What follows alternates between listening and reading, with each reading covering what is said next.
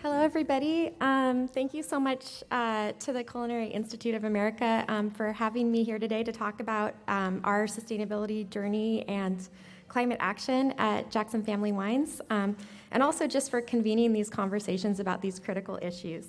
As a family-owned business, we believe that the urgency of addressing climate change has never been greater, with scientists telling us that we have the next 8 years to address climate change if we want to continue to have a livable and habitable planet for future generations.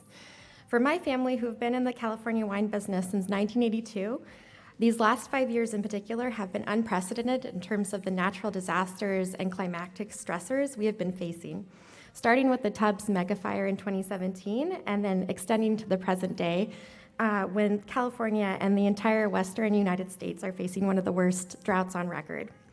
So it's more important than ever that we not only consider how we can address climate change, but also that we start to take action today. So I'm very pleased to be here to be able to talk about what the U.S. wine industry is doing, and also the international wine industry to heed the call for action. So I'm going to talk in a few minutes about the International Wineries for Climate Action, but I'm going to start with a little bit of information and background about Jackson Family Wines.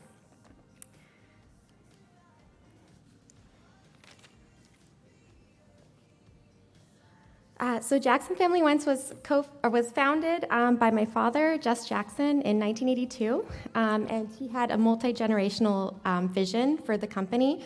He wanted us to be around for the next 400 years.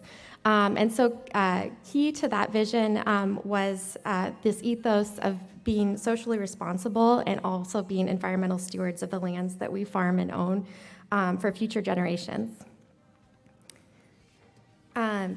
My dad was very proud of the fact that having a family-owned business allowed us to make business decisions according to our values. And so he talked about the importance of hard work, integrity, an uncompromising goal to grow and produce the highest quality wines, but also that long-term stewardship for our local communities and also for the planet for future generations. My father passed away in 2011, and after that happened, my mom, Barbara Benke, took over the company as chairman and proprietor. And she's been an incredible, inspiring leader and has brought our family wine company into another successful phase of growth, expansion, and innovation. And I'm very proud of the fact that she's been recognized for these efforts by a bunch of different organizations, including the fact that she was notably the first woman in the U.S. wine industry to win Person of the Year award in 2013. So her leadership has been really inspiring to women throughout our company and throughout the industry. It's also something that we were very gratified that she won because my father was actually the first person to win it in 2001. So I'm very proud of my mom's leadership and everything she's been able to do for our business moving forward. I'm also proud of the fact that we have 3 generations of the family now working in the business, which I think speaks to the commitment and passion to quality, but also to sustainability. And my dad's favorite quote when we were growing up was, "Take care of the land and it will take care of you." That's something that the entire family has incorporated into our ethos, and we're really proud to take his legacy forward. So I'll just finish with one slide to give a little bit of context about the company. We started in California in the early 1980s, but now we have a global footprint with wineries in 5 different countries, 5 different continents, including Australia, Bordeaux, Italy, South Africa. And you'll probably have heard of Kendall Jackson and La Crema, which are our flagship wines, but we also have a lot of smaller produced wines as well. And then before I get into our sustainability mission, I just wanted to mention as well, my husband and I are starting our own restaurant with our partner and chef, Matt Leitner, in the Willamette Valley in Oregon, and sustainability is also key to the ethos of the restaurant. You can see up here some of the things that we're doing to focus on soil health and carbon sequestration and also sustainability at our restaurant. So for anybody who is in the restaurant business and wants to share ideas with us about what we could be doing better in this area, I'd love to hear about that. But here you can see some of the things that we'll be doing, which are at our farm. We're really focusing on soil health and biodiversity, so including a no-till permanent bed system, composting, cover cropping, and organic fertilizer use. And then we're also trying to mindfully build our menu around sources that have a positive environmental impact. So supporting local ranchers, fishermen, and farmers who also practice organic and regenerative farming practices, and looking at animal protein sources that have ancillary environmental benefits, such as utilizing the Pacific purple sea urchin, which is decimating local kelp forests, and also serving grass-fed beef to support soil health as well. So with that, I'm going to talk about Rooted for Good, which is Jackson Family Wine's most ambitious climate action and sustainability initiative that we've ever had in our past 40 years. This is our decade for action, as we've termed it. And Rooted for Good is the roadmap to 2030 that we hope will have a positive impact in 4 key areas. First of all is social responsibility. So for us, social responsibility is building a workplace where diversity, equity, and inclusion thrive, while also empowering our employees to make green choices and choices that make a positive impact in our local communities. Next is land conservation and farming. We have been farming sustainably for the last decade, but we are going to take the next step to move into regenerative farming, and are hoping to transition 100% of our vineyards to regenerative practices by 2030. We're well on our way with about 15 to 20% of our vineyards this year being farmed regeneratively. But we're hoping that with these practices, we're actually going to be able to inset more carbon into the soil than we emit as a farming operation as a whole, and hopefully also help offset our overall company emissions. And we've done some estimates that show that we could sequester about 30% of our overall company emissions by incorporating regenerative farming into our practices. So that's something that we're really excited to explore. And we're doing some studies with some local and some not so local academic institutions, including Skidmore College and UC Davis, to really hone into the science of regenerative farming and understand exactly how these practices sequester carbon and how we can quantify that. Next is water, which is more than just water conservation. It's really looking at how we can do things that have positive ecosystem and community benefits as well. So one of the things we're doing this year is we're doing a large-scale groundwater recharge project with our neighbors in Alexander Valley. And the hope is that we can take tertiary treated wastewater or water from the streams when there are high flows and these big storm events that we're seeing now, and the water would otherwise rush out to the ocean.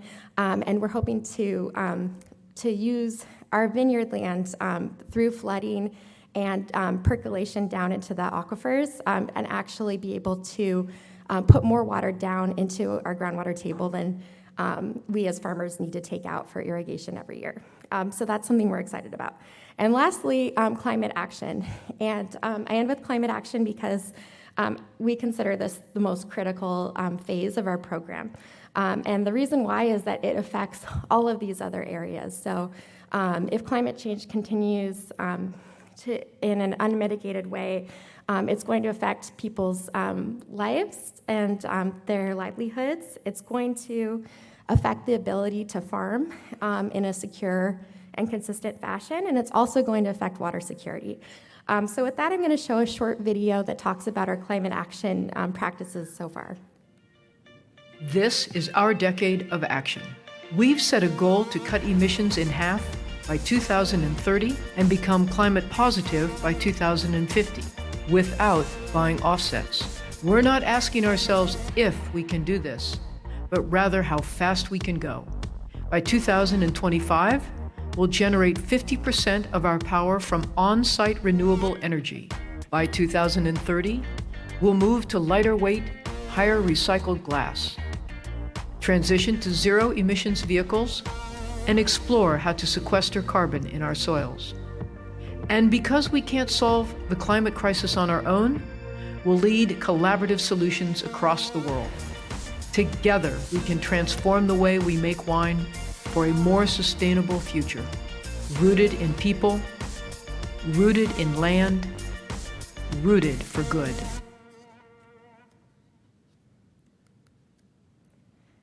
So as you heard Eugenia, who's our general manager in Oregon, say, for climate action, we really need to reduce our emissions by half by 2030, and we're hoping to get to that climate positivity by 2050. How we're going to do that is we're going to continue to invest in the initiatives that really are making a difference. So those include solar and also a wind turbine in the renewable space, transitioning our fleet to zero vehicles as technology becomes available, and also looking at lightweighting. And you can see on this chart, this is a pie chart that shows all of our emissions, and it also shows the hotspots that we have as a wine business. And as you can tell, looking at this, packaging and product transport, which are both things that are Scope 3, so outside of our direct business operations, are actually more than a third of our overall emissions. What that means is we really need to collaborate with our vendors and our distributors and our trucking partners and others to really drive down emissions in those areas. But it's also something that we think about as an opportunity and something that we're excited to continue to look at innovating to drive change for ourselves. So these are the key initiatives that we need to win in order to win our race to zero. I'll start with our mantra, which is that at Jackson Family Wines, we believe you can't manage what you don't measure. And data analysis is crucial to understanding where we've been and what needs to change. So every year we conduct a carbon emissions inventory at the company, looking at all emissions comprehensively across the organization. This has helped us identify our hotspots and understand what we need to change. Since 2015, when we did our first emissions inventory, we've been able to reduce our carbon footprint, absolute emissions, by 17.8%.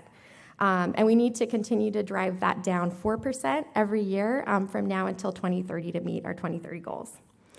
And as I mentioned earlier, a big portion of our emissions comes from packaging. So another initiative we really need to do and continue to push the envelope in is lightweighting.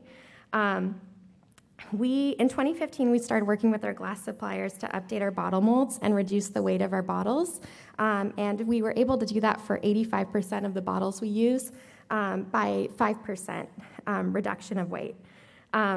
It's hard to actually see that weight reduction on the bottle, and our marketing team was a little concerned that people would see lighter weight bottles and think that there was a cheaper product, but actually we were completely silent about this change, and we got no feedback from anybody in the market, so it obviously wasn't as big of an issue as they thought it would be, which was excellent. We also started moving towards more recycled glass material in our bottles, and now we have about 55% of the glass in our bottles coming from recycled glass. These two initiatives together saved our company about 3% of our overall carbon emissions. It also helped us save money. We were able to reduce our budget by about $1 million annually in glass costs. We were also saving $500,000 a year in transportation costs related to fuel because we had lighter truckloads. So that's another example of how sustainability doesn't necessarily need to be more expensive. It can actually be better for your bottom line as a business. And then lastly, we have the largest solar array in the U.S. wine industry, and we're planning on installing more renewable energy, including a utility-scale wind turbine at our Monterey facility later this year, as well as 4 more solar arrays. and we're hoping to get to that 50% on-site renewable energy by 2030.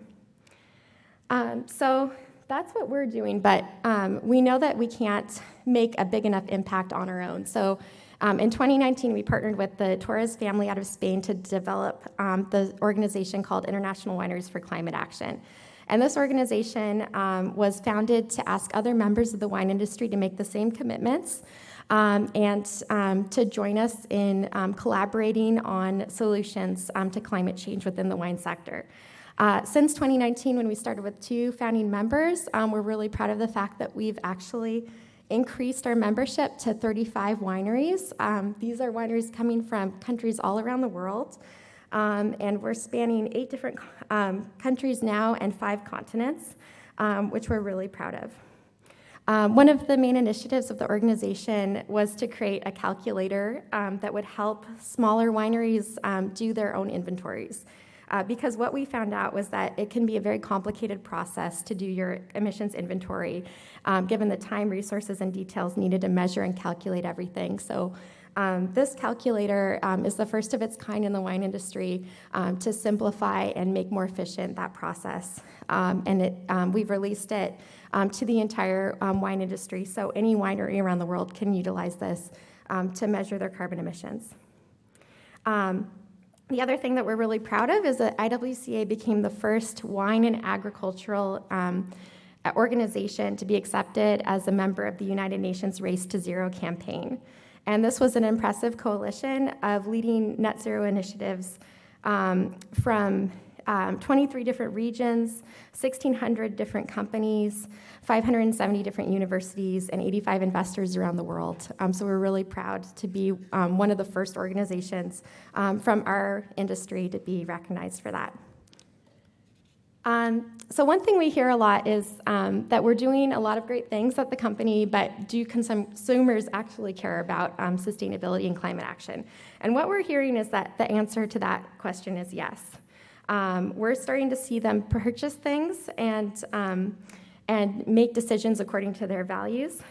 Recent data from Nielsen confirms that in general, more Americans feel personally responsible for protecting the environment, and that includes what they spend their money on.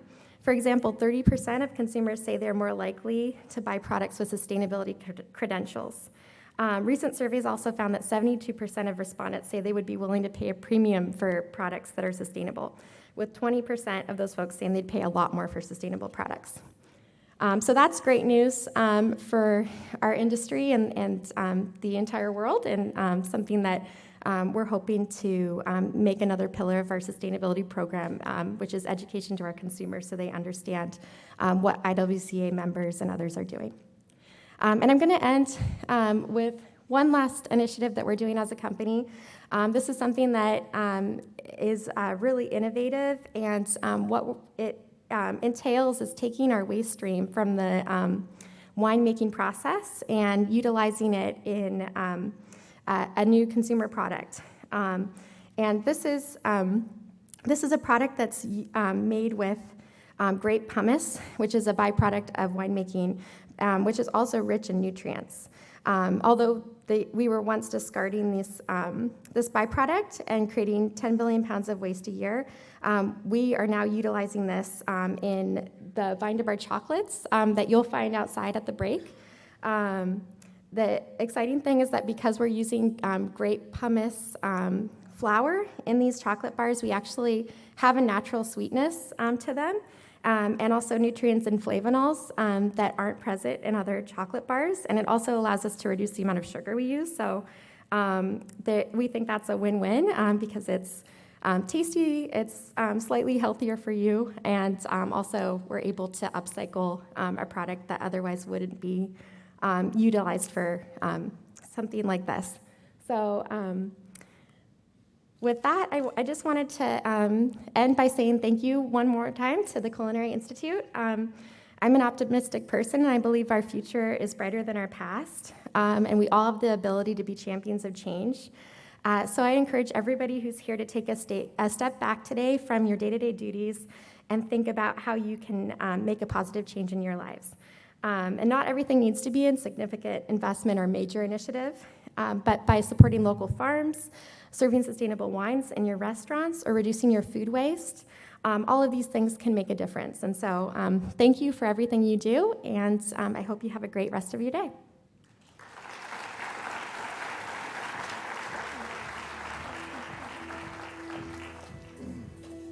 Thanks so much, Katie, and congratulations on all you're doing. We look forward to following the progress of the International Wineries for Climate Action initiative. Now we're going to continue with this same theme of business and kind of widen the lens a little bit. And our next general session is called The Business of Change, Financial Markets, ESG, and the Food Industry and Transition. My pleasure to welcome back to the stage Michael Kaufman, who is our co-chair of the Menus of Change Business Leadership Council. He's a senior lecturer at Harvard Business School and a very accomplished leader in our industry. Please welcome Michael Kaufman. Thank you, Greg. Good morning. Hi, everybody. Great to be back, and great to see you and Katie Jackson. That was awesome. Can't wait to try the chocolate. So, as Greg indicated, in this session, we're going to take a look at ESG from an investor and financial market perspective. Now, you may ask, why would we do that? How's that relevant for the goals of Menus of Change? How's that relevant for each of us in our daily work? And the answer, as you already know, and Katie gave some great examples there, is really pretty simple. Ultimately, progress for the aspirations of Menus of Change, the changes that we want to see for ESG overall, will depend on the participation of businesses. Whether it's on the operating side or on the supply side, these businesses then depend, of course, on funding and support from investors, whether in privately owned businesses or in publicly owned companies.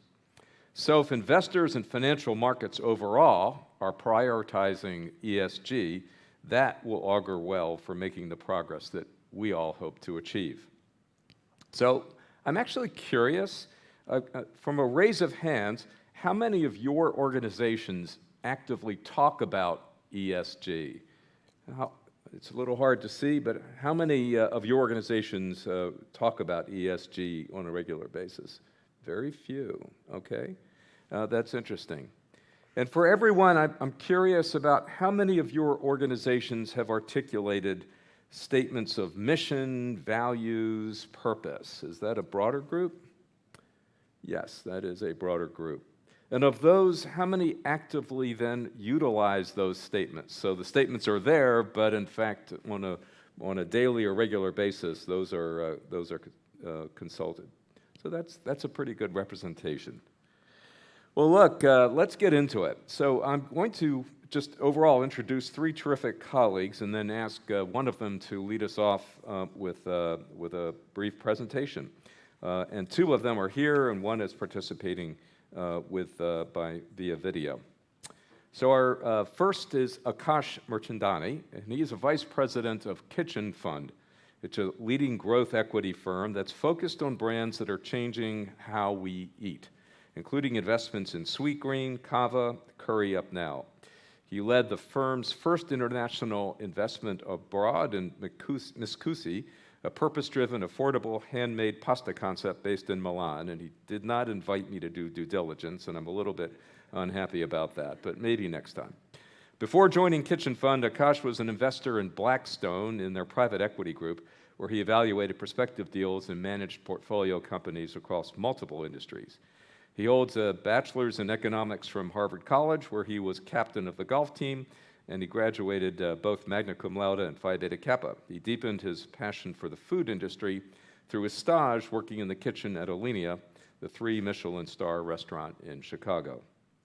Also for our panel, we'll be joined by Cameron Rabe, who's an associate professor here in the School of Business and Management at the CIA, where he teaches finance, personal finance and financial accounting. He holds a Fundamentals of Sustainability Accounting credential from the Sustainable Accounting Standards Board, and his research interests include sustainability metrics and disclosures in corporate financial statements, as well as developing ESG strategies for small businesses.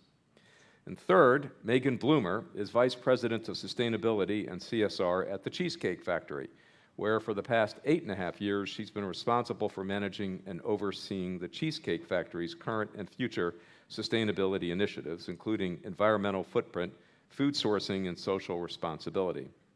Prior to joining Cheesecake, she was Director of Sustainability at DaVita, and prior to that at Xanterra Parks and Resorts.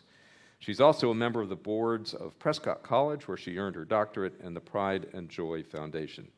So we're going to begin with Akash, and he's going to give a presentation on ESG. We'll then turn to Megan, who could not join us today physically for reasons that she will explain, and then we'll welcome Cameron and have a panel discussion. Welcome, Akash. Thank you.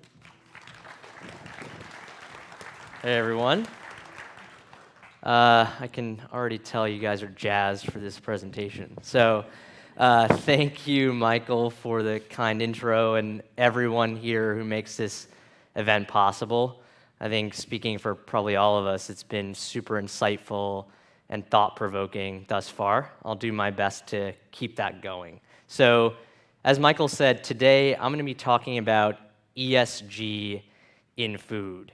So what is ESG? Why is it relevant today? And what's the role of investors in driving change? So listening to the CEO of the largest investor in the world, which is BlackRock, you will sense a paradigm shift in how people are thinking about the purpose of a business. He says, to prosper over time, every company must not only deliver financial performance, but also show how it makes a positive contribution to society. And thinking about the second part of that statement, the non-financial part, one of the key frameworks is ESG. And so what is ESG? It stands for environmental, social, and governance. So in other words, how does a company impact the environment? How does it treat people? And how is a company governed? And while these measures don't show up discreetly at least, in a P&L or a balance sheet, they can still have a material impact on the performance of a business. If you were to think about Google searches for the term ESG, and some of you may have done the same before I got up here, they've gone up 10x in the last 5 years. And ESG-related investment assets have more than doubled in the last 8 years to $40 trillion. And some say that $1 in $3 managed globally has some sort of ESG lens. So what's changed, and why is it happening now?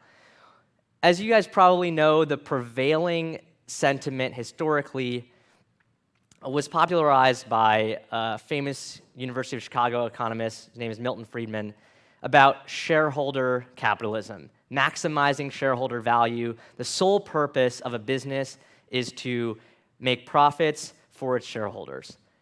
And more recently, by Larry Fink, the guy who I quoted in the first slide, and there's also a bunch of big company CEOs called the CEO Business Roundtable.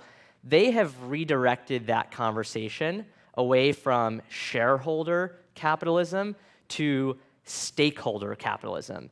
And when we think about stakeholder capitalism, it's by identifying that the key people in the whole system, it's not just the shareholders, it's the employees, it's the customers, it's the suppliers, it's the communities in which these businesses operate. And in 2019, the Business Roundtable actually formally revised the purpose of a corporation. And these are massive company CEOs, JP Morgan, Chipotle, McDonald's, et cetera, et cetera. And for some of you who this term may be new, it actually might be a familiar concept. And if you look on the right-hand side of the page, you'll see something that is a diagram of enlightened hospitality, which is a term coined by a New York City restaurateur, Danny Meyer, also the founder of Shake Shack. And the theory here is not dissimilar from stakeholder capitalism. There's a virtuous cycle. If we treat our employees the right way, our customers will have a better experience, our suppliers, our community will be more engaged, and ultimately, it will lead to better investment returns. So, why should we all care about this? There are two main things I'll draw your attention to. First, the impact of the food industry is enormous. This is not news to any of you here, but it's worth remembering and highlighting. So the fact that it has such a big impact on our population will mean that it will get increasing attention over time as we aim to reduce emissions and improve societal welfare around the world. So there's a really interesting report conducted by the Rockefeller Foundation about the true cost of food, or the true impact of the food industry. They say that we spend over $1 trillion a year on food, but in actuality, the hidden costs of the food system, mainly driven by the health and environmental impacts, result in the true cost of food being over $3 trillion a year annually. Secondly, we are in the very early innings of this tidal wave of change where ESG and sustainability becomes deeply integrated within core business practices. 25% of the Fortune Global 500 have signed up to net zero emissions targets. And while they don't necessarily know exactly how they're going to get there, what we do know is that it's going to immediately start impacting every business function within those companies.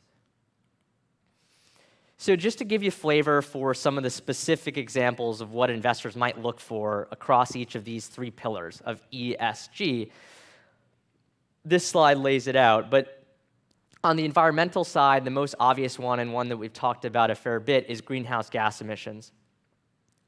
Aside from that, investors might also look for supply chain resiliency in the face of increasing climate risk. They might look at packaging choices, food waste practices. On the social side, diversity of the workforce has become critical. But we also might look for employee retention, labor standards, employee benefits, and the relationship with the communities. And on governance, as Michael indicated, it really often starts with a clear articulation of a purpose, a mission, and a set of values that drives an organization. But aside from that, we look at thoughtful board construction, which means there are independent board members who have no relationship to the business per se, and diverse board members. We also think about how do we ensure incentive alignment across an organization. So often that takes the form of employee equity participation and also aligning executive compensation with specific goals. And we'll get to an example of that later as well. So in my day job, I'm very lucky to spend my time investing in and supporting brands that are hopefully changing the way we eat. And I'll give you a few examples of some things they're doing in the ESG-related space. So taking the first example from Miscusi, which Michael mentioned, it's an affordable handmade pasta concept with locations in Italy and London. They've done a couple of really interesting things that I want to highlight. So one, they've been able to transition a large portion of the menu away from strictly wheat-based pastas to mixes of different legumes and things like that while retaining delicious and great quality. And they've also launched the first loyalty program to link the number of points awarded to the climate impact of a customer's meal. So for instance, an average meal might be $10 and you get 100 points, but if you choose a climate-friendly option, you'll actually get 200 points for that choice. And we think that's, as far as we know, the first company to ever do something like this. There's been an increasing effort to label climate-friendly options, but here we're actually economically incentivizing people to make those choices. And as we talked about in a couple of the other sessions, it's about getting people to try these things, and if you make delicious food, they'll come back and try it again. Gregory's is the largest third-wave coffee player in the Northeast, and one thing that they do that's near and dear to the founder's heart, whose glasses feature in the company's logo in the form of 2 coffee cups, they donate a pair of glasses for every bag of coffee purchase, and that pair of glasses goes back to the communities from which they source their coffee. Sweetgreen, which is aiming to scale healthy fast food, often in the form of salads, they've been leaders in the employee benefits space, offering all employees who've been there for over 6 months, 5 months of paid parental leave. This is truly revolutionary in the food service space. They've also committed to some aggressive carbon neutrality targets by 2027, largely leveraging what their plant-forward menu is able to accomplish in of itself, which is it's 30% less carbon-intensive, resource-intensive than an average meal. Also wanted to give you just one example of a greenhouse gas emissions inventory. And this is from a business that's not in our portfolio, but I think they do a great job of sharing their journey on sustainability publicly. And all I want to highlight here is, which is not news to any of you, the supply chain, in this case, counts for 75% of the emissions of this business. And what that means in concrete terms is if we want to achieve net zero targets, if we want to achieve emission reduction targets, we will have to address what's going on in the supply chain and work collaboratively with our suppliers and also evaluate how we think about menu engineering. Wanted to frame a couple of recent stories that you might have heard in the news in the ESG lens. So Starbucks, you may have heard, there's been an ongoing push in recent months to unionize within the store employee workforce. And this suggests a lot of tension between the company and its employees, and that creates a material business risk. It could end up in strikes and store closures. It could end up in wage pressures. It could end up in people turning over. For McDonald's, they had to contend with a shareholder proposal from an activist investor who was giving them a hard time because apparently 10 years ago, they said they would shift to crate-free pork, and they didn't uphold their end of the bargain. So he was pushing for a complete overhaul of the board in response. Well, that was unsuccessful in that particular case. These sorts of shareholder proposals have become more frequent and more frequently passed. Chipotle is an example of a business that's started to directly link executive pay with some of these key ESG initiatives. So in their case, things around what type of ingredients they're buying, the diversity of the candidates in their pipeline, and their greenhouse gas emissions. And also, as many of you probably know, many years ago, they dealt with a massive food safety crisis where they lost $8 billion, almost half of their market value, as a result of the practices of the business. And ESG is not without its challenges. Inherently, it's more difficult to quantify. It's in its earlier stages, so it lacks standardization.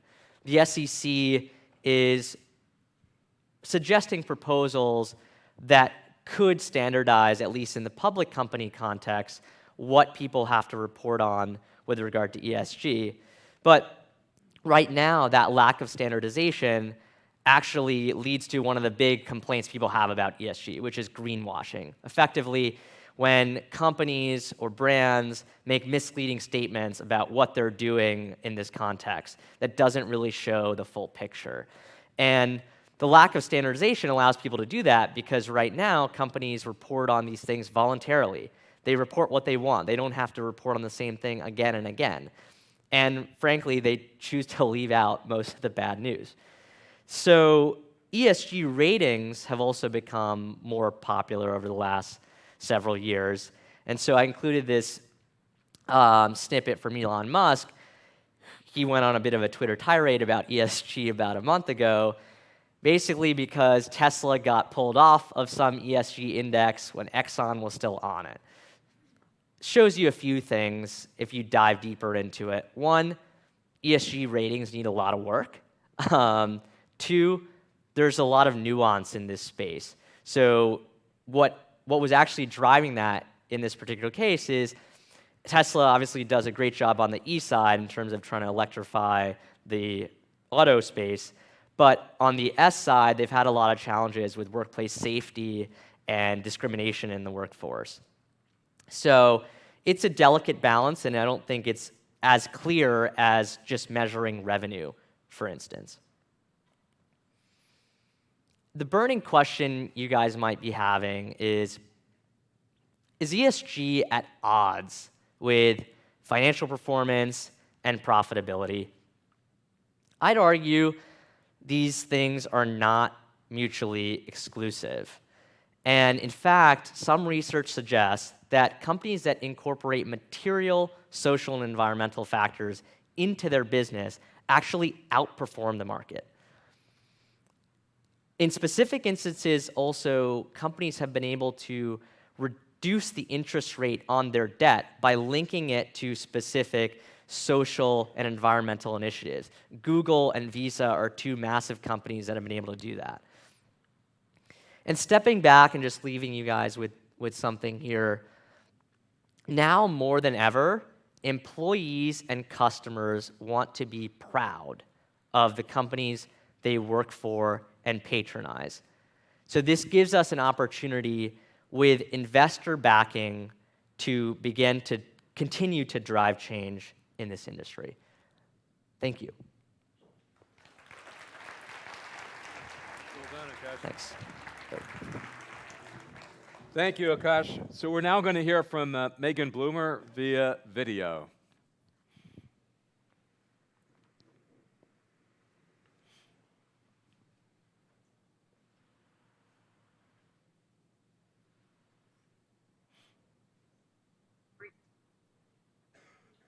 Good morning. I'm Dr. Megan Bloomer, and first and foremost, I just want to say I'm so sorry I can't be there with you in person, but the universe told me I needed to slow down a little bit, and when I didn't listen, I got a fractured leg. So I wish I could be there, but hopefully it's an amazing conference, and you are all taking away so much from the amazing content that is always put forward at Menus of Change. I want to talk to you a little bit today about what CSR and ESG means to us at the Cheesecake Factory, and maybe give you a couple of tips on how to get started. I get asked this question a lot of where do you start? ESG is such a big behemoth thing. How do you tackle it? How do you piece it apart? And my response is almost always the same. Start with your values. So as a company, if you're starting to look at either a formal ESG structure or simply a CSR program, start with your values as a company. What are your actual core values that you have published and that you tell your staff? What are your personal core values as a leader within the organization? And how do those things align with who you want to be as a company moving forward? So within the Cheesecake Factory, this is pretty straightforward. We have a lot of values that align with doing the right thing, being, a company of integrity, being a company that is trusted and valued. So for us, it was pretty easy to align with those things. Once you've looked at what your values are, I believe the next step is to look at what your risk is. So we often look at risk portfolios within a restaurant company as, staffing issues or food costs or overall margins. But there's a really interesting way to look at risk within ESG as well. So when we look to build a new restaurant, we historically have looked at the data of that specific location. What's the foot traffic? How many people are coming through? What's the income level? All of those kind of things. But if we also start to add in, what is the likelihood that this restaurant will be closed for more than X days because of natural disasters? And when I say that, that might seem a little too far. You might say, well, we're not a climate change kind of company, pull that back. But the reality is that natural disasters are getting more intense, more frequent, more severe in terms of the impact. So when we look at restaurants in Florida, in Louisiana, in Texas, along the Gulf Coast, we have to factor in the likelihood of a devastating hurricane coming through and closing this restaurant. And what does that mean in terms of that restaurant's profitability? How many days can we afford for this restaurant to be closed? Very similarly in the Northeast, or the Midwest, the northern Midwest, when we look at restaurants that have outdoor patios, but we're not able to use them because it's getting colder for longer. The same thing with California wildfires. Which of our restaurants are closed because of smoke or fire or danger? They're not accessible because of things that are happening. This is a very real risk. And I think when you start to look at ESG, sustainability, and CSR in terms of how is it impacting the business, you start to see all the ways that it could be embedded, both in risk aversion, but also in getting ahead of your risk or completely mitigating your risk by switching out products or changing operations. So when I talk about this with my team, I'm often talking about avocados. So the Cheesecake Factory avocado egg rolls are famous. They are one of our top selling dishes. They are a staple to our brand and who we are. As weather patterns change and as governments and civil unrest and conflict happen, the supply of avocados across the world changes. The seasons with which they're ripe, the ways that they're transported, and even the price. All of those things are volatile and change based on the environment. So when we have these types of questions of how do you embed ESG, and we look at it from a risk perspective around our supply chain, we ask the question, how much is an avocado worth to us? Not in terms of what's the profitability of that dish, but in terms of what does having avocado egg rolls on the menu mean to us as a company? I think when you start to ask those questions, it's easy to find the pieces of ESG that are critical to your company and what it is that you deliver to your guests and your clients. You'll see those naturally float to the surface as you start to have these questions. We all know how to run a business, and that's something that is core to what we do every day. I think that pairing the ESG conversation with that core business function of risk assessment and profitability and longevity and strategic planning, it makes it a lot easier and a lot less foreign when you can look at ESG as just another functionality of your business. I hope that makes sense. And I wish I was there to answer your questions in person, but you can always find me on LinkedIn and ask me any questions that you may have that come up around ESG. If you have an ESG or a sustainability or CSR person in your organization, talk to them about who you want to be as an operator, talk to them about the types of food you want to serve, talk to them about the experience that you want to deliver. Let them be a amazing partner with delivering what that future outcome is. If you don't have one of those folks within your organization, start to have that conversation within your management team. Every organization I know does strategic retreats, and their management team comes together and says, questions like, who do we want to be in 10 years? Start factoring in who you want to be in terms of your responsibility to your communities, to your guests, to your staff, to this planet, and see what your team comes up with. You might be surprised with both things that are fairly easy to do, but also be surprised with where your staff and where your leadership team would like to see you as a company and as a brand.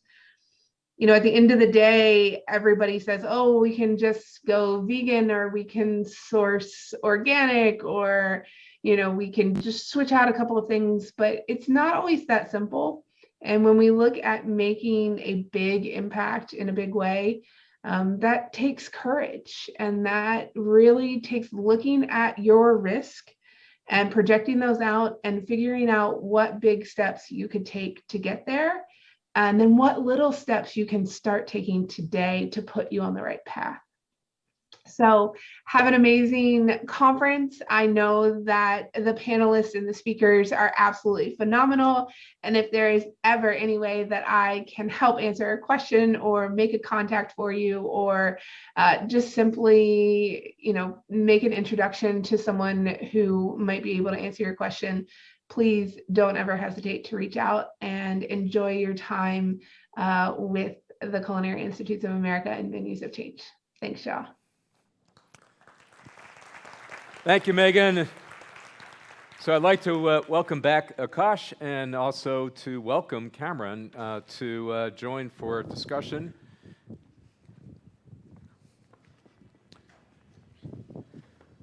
Thanks. They have now entered the firing line, and I am about to fire away here. And this says that we have 1,400 minutes to go, so we'll be here for a while.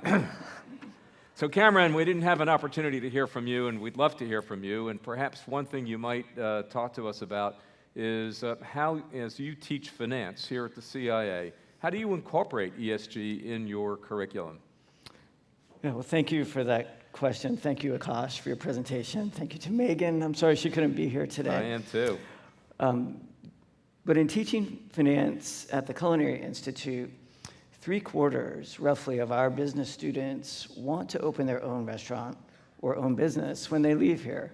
And so we're looking at the future operators in the industry. If you look at the standard finance textbooks, when we talk about the purpose of the company, you will see the purpose of the company is to maximize shareholder value, right? It's still kind of finance 101.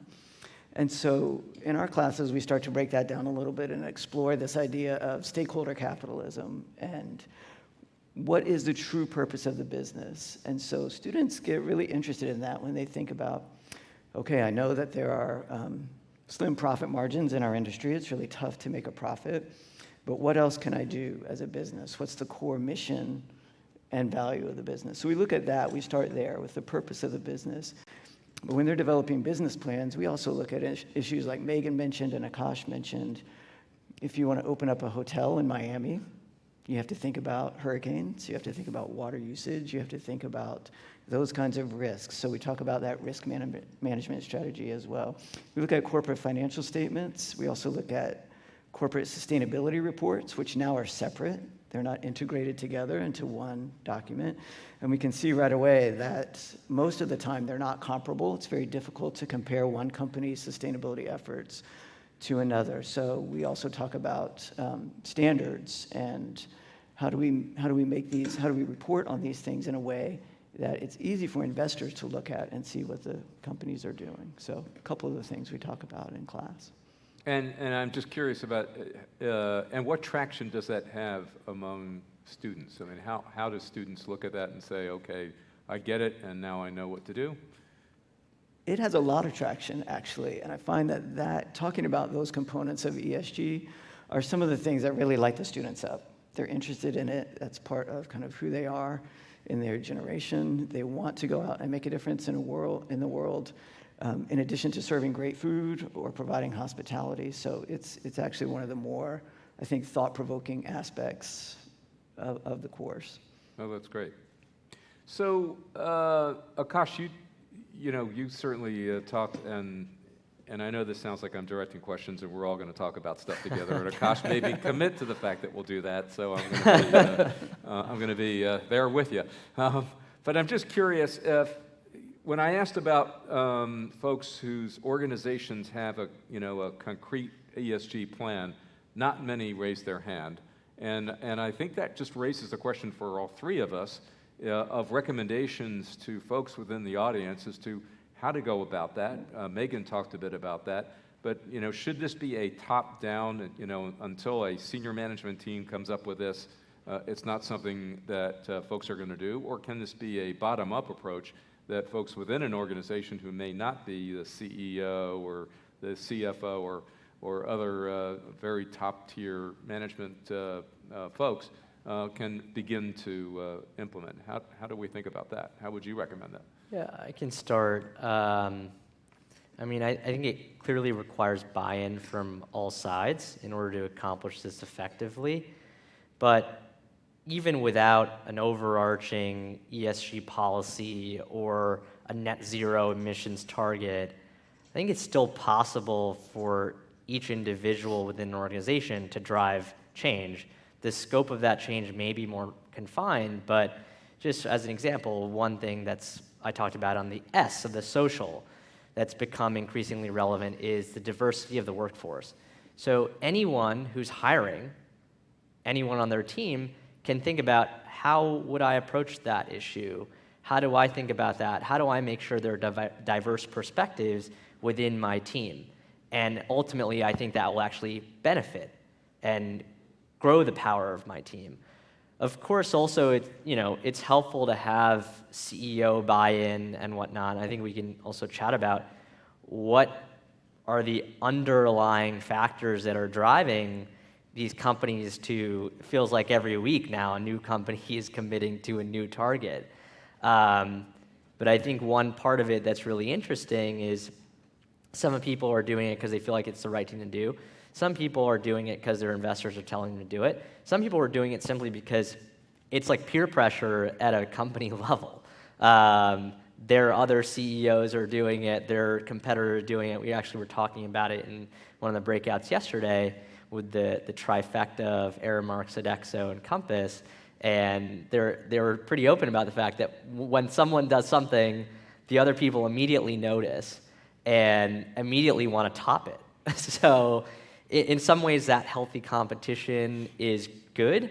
Obviously, then we all need to figure out, how do we accomplish the goals we're setting? But it's a good starting point, and I agree with Katie, I believe, who mentioned what gets measured gets managed. So starting to set a target, starting to establish a baseline is the first step, and then we can track our progress against those. Thoughts, Cameron? Or I think, in terms of how to get started, Megan brought up a great point about focus on what your risk areas are. What are your risk areas as a business? I think often companies entering into this ESG space have felt like they needed to do everything. They needed to do everything that their competitors were doing. And so it kind of became a very broad brush in terms of their organization, and also kind of felt like bolted on in a certain way to their financial performance. And so I think she made a great point about looking at, what does your business do? What is your core mission? And how can you incorporate some of these issues, not all of them necessarily, but some of these issues into your core business strategy? It's part of the strategic management process that you don't have to do everything. Another thing I thought was interesting was the idea of building a team within the organization. And this is true for publicly traded or small companies, that legal and marketing need to be involved in this as well, that you can't be putting out goals that are not achievable, right? You can't be putting this out into your marketing plans. And so the legal team needs to come in and kind of vet everything that you say you're going to do to make sure that you're doing it. Goldman Sachs is in a little bit of trouble for just that, for putting out some marketing proposals that investors are saying this is not achievable. And so I think that alignment of the team, of the different facets of the team too, is important. Yeah, so exactly. So if Milton Friedman were sitting up here and listening to this, how would he respond? I mean, would he say, as some do, that in order to drive shareholder value, of course you have to take into account stakeholders, and that's the only way you're going to be able to drive a sustainable, profitable enterprise?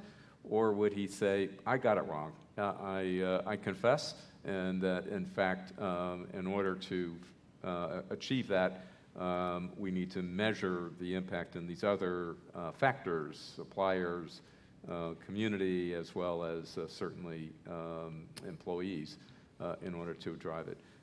How would he look at this? Is he going to think, these guys are wrong, or will he in fact look at this and say this is a better way to go about it?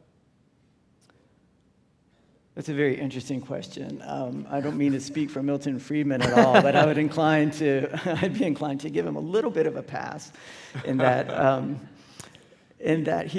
I think he's no longer with us. So it's okay. Right. Okay. I think his idea was focusing on shareholder value. I think some people may have misinterpreted that to mean focusing on short-term profits, and so I think we could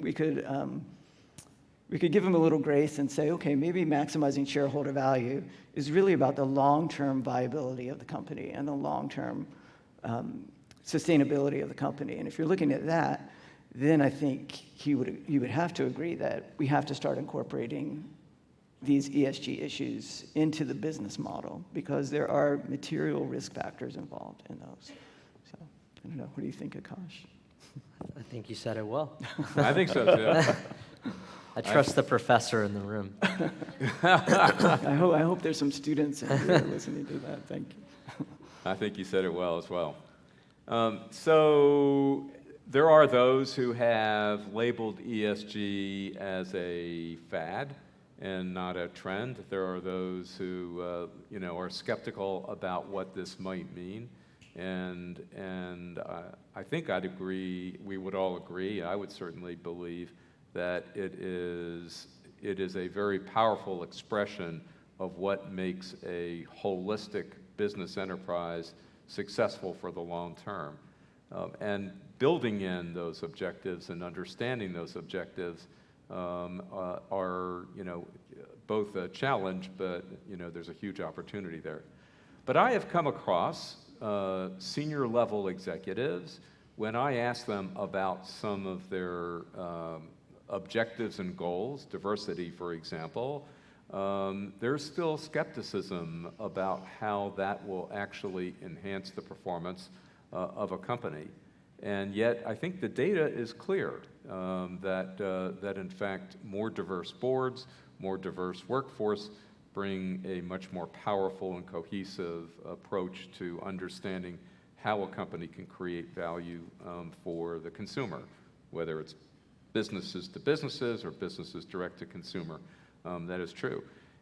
If you met a skeptical CEO, how would you approach it? I found it difficult to convince some, and yet to me, it's crystal clear. Yeah, I can start perhaps. You referenced it, and it doesn't always work. But I think you need to be able to combine data with some powerful stories about how this has impacted other businesses, especially if you're able to keep it in their world. I think that has the ability to make more of an impact.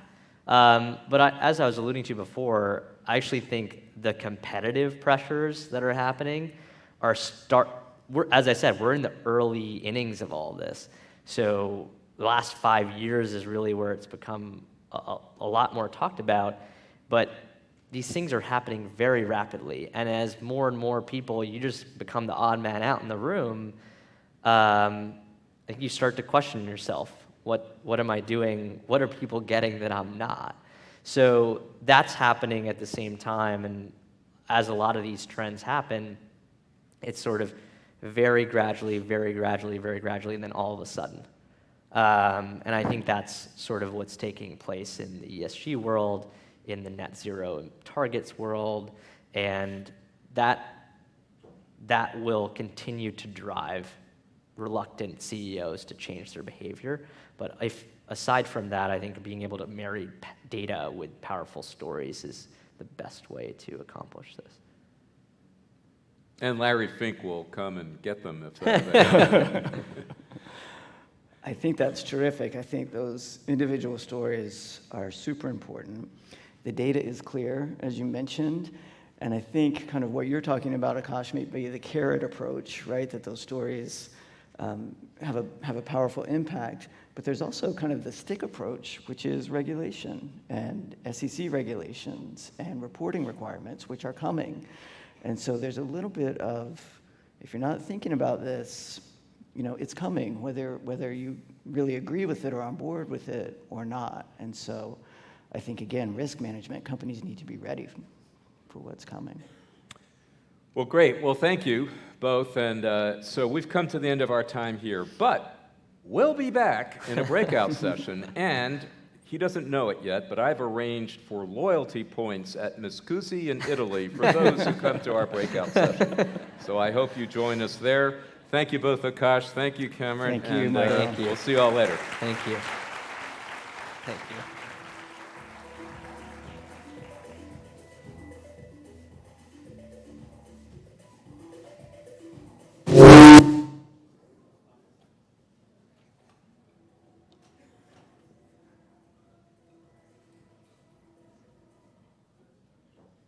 Good morning. Thanks again, Michael, Akash, Cameron, and Megan with that video.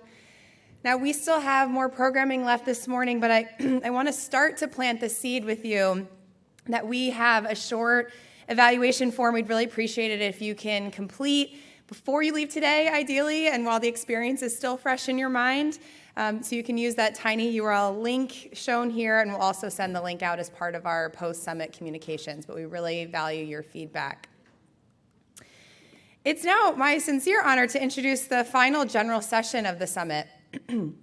So I've been with the CIA since 2013 and in a variety of roles, but for most of my time I've been on faculty teaching nutrition, food safety, public health, food systems courses to our students, and working to diffuse these menus of change principles across our curriculum and operations.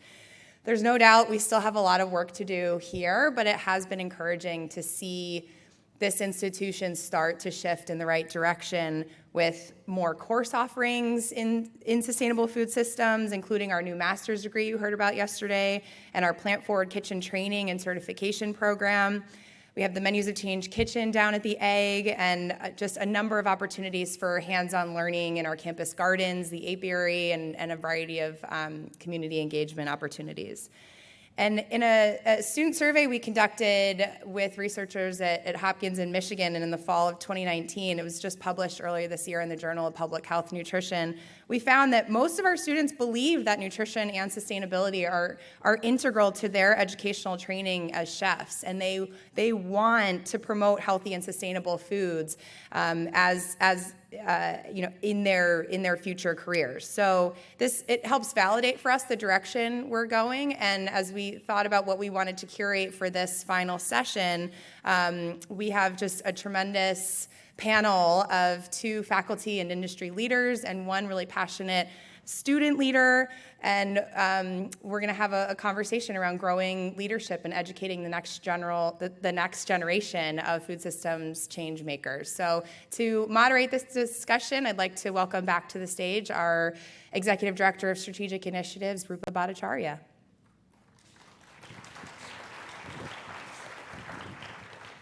Thank you, Allison. Wow, I'm going up right after the evaluation link goes out, so now it's a lot extra pressure. This is a panel I'm particularly super excited about, just because I'm dropping my phone. Wow. Sorry. I wanted a mic drop moment. That was not the mic drop moment I was hoping for. So yeah, over the last couple of days, we've heard so much about the kinds of change that are super desperately needed, and I'm personally super thrilled that we're doing this panel. We're going to hear from the people building up the next generation of the food system. So I'm going to start with Chef Rashara Saunders, who's CIA class of 2014, the CIA's first black woman instructor. So she had notable careers in both military and restaurants before returning to CIA to focus her energy on using her talents and skills to change the industry from the inside out. Next up, we're going to have Anne McBride, who's the Vice President of Programs at the James Beard Foundation, where she oversees their initiatives about industry support, women's leadership, policy advocacy, sustainability, education, and scholarships. A small job. So some of you might know her from her time at the Strategic Initiatives Group, where she led our work on the World of Flavor Conference, among many other projects, as well as the Torre Barra Mediterranean Center, a joint project between the CIA and the University of Barcelona, where she was the deputy director. And then we also have Naila Varawala, who's CIA class of 2023, who's getting her bachelor's in food business management. She's a student fellow for our Menus of Change University Research Collaborative, which some of you I know are members of, and has worked in the CI's Menus of Change kitchen since the fall of 2020, both of which have shaped the way she thinks about food and food systems. And I'm so excited to hear from these trainers of leaders, these future leaders, and these leaders about what we need for change in the food system. So please join me in welcoming them to the stage.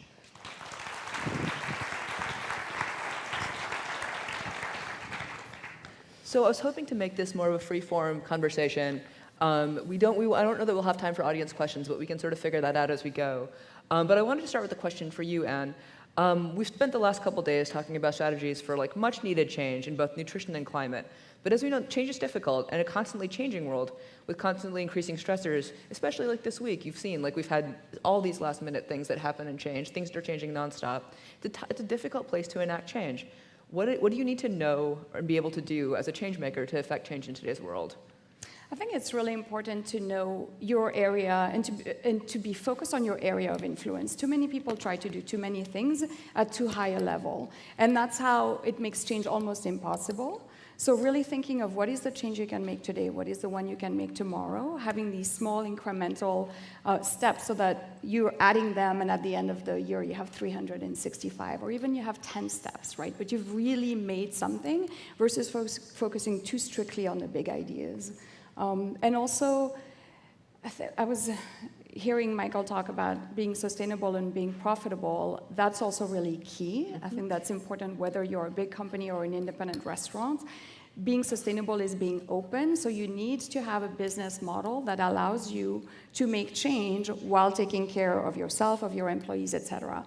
We do need to rethink a little bit what we mean by profitable, because it cannot be at the expense of the people who work for you. That's really, really critical. It cannot be at the expense of the people who supply you food, who grow your food. So being profitable needs to be within the sustainability mindset and sustainability from an economic and social perspective as well. That's a great answer. Chef, I know you have a lot of experience in large institutions and large bureaucratic institutions. And how do you see affecting change in those institutions, given what Anna just said about? I mean, for me, being a Army combat veteran, I think boots on ground is the way to go. So that's why I'm at the Culinary Institute of America. I think educating future change makers is key. Because sometimes our students come in, they don't really know what change needs to happen. So really giving them the understanding of what needs to happen and giving them tools to make it happen is something that I think as an educator is my goal and why I'm here and what I want to see for the future. I also think leading by example, veteran, right? So leading by example, getting myself in the industry, making my own changes in the community. I'm really big on mental health because I struggle from PTSD. So having post-traumatic stress disorder, how do I cultivate and build healthy relationships with my students so now they can go out into the world and now they can see what the changes would be and now they can execute the change. So education is key in leading by example. I love that. I mean, I would love to hear a little bit more, if you wouldn't mind, about how that looks in the classroom when you're trying to show students what change might look like. Are you conscious, are you intentional when you talk about what your kitchen looks like, what your behaviors are like? I mean, from day one, when they walk into my class, just trying to build and cultivate core values. I know everybody, that's been like a topic of discussion today. What are the core values, not only of the culinary, but my own core values? I want to be leading by example again, respect, integrity, what's socially sustainable? What do we need to do to cultivate relationships within the classroom? So giving them team building skills or being interpersonal. We live in a day and age where there's a lot going on mentally, so being interpersonal, listening to my students, learning from my students, and actually caring about what they care about. So when you come into my classroom, we really focus on what you care about, what my core values are, and how we can work together to showcase the world that. One of the things I found really striking, every time I come to campus, I'm mostly remote, I'm sometimes here and I'm sometimes in Napa, and one thing I notice every time I come to campus is how incredibly thoughtful and engaged the students are, and how much they know and how much they care about the kind of change around climate, the kind of change around nutrition. Yesterday at the reception, I think I got yelled at by some graduate students who are here probably, food business program, I don't know if you're here, about the absence of adequate recycling facilities, or the fact that we haven't educated people that if food goes in the recycling, it goes in the trash. And they're right. And how do you build this world where so to me it's like a lot of good change and environments that create good change come from a systems design. It comes from designing a system where people can do their best work, they can thrive, and they can have their needs both met, and the things that they want to change acknowledged. And can I just Yeah, tap please, in? by I all means. think the classroom is the first place. I'm the first class, right? There's many classes at the Culinary Institute of America, but fundamentals is not only building skills, but it's building character. So like you just said, learning systems about composting or food waste or how to be profitable in the industry, that starts first day one in the classroom, and I'm with them for 15 weeks. So being an educator is a real good place to really build character for future leaders that you want to see. Nyla, given your experience with the MCURC, I know you've worked in the Menus of Change kitchen here at the Egg for a long time and a number of different kitchens, right? Can you talk about environments where you felt most able to create change? What kitchen environments did you find most fulfilling? How could you feel empowered to create change? So the Menus of Change kitchen is essentially a very creative and positive space where students come together to create dishes using sustainable, plant-forward concepts that the Menus of Change principles emphasize. And we focus a lot on cross-utilizing ingredients from other kitchens and stations. So what that means is it's a creative think tank environment where we're using what we have on hand to create dishes in a short amount of time. And while most people may think, well, that's pretty stressful, it really isn't, because the chef that I work with and all my coworkers, we really work together. And one of the things that we emphasize a lot is positive kitchen culture and collaboration in the kitchen. It's not about, what I say goes and this is the way that it's gonna be. It's, what do you think? Or how can we improve this? What do you think about this dish? Or, taste this. And it really is an environment that is inclusive, and that is what builds the confidence in students. And if you're able to build that confidence, then that student will be a lot more independent and they will trust themselves more. And ultimately, you don't need a leader who's going to micromanage you. You need a leader that's going to empower you and create an environment where you feel confident and can be your own leader.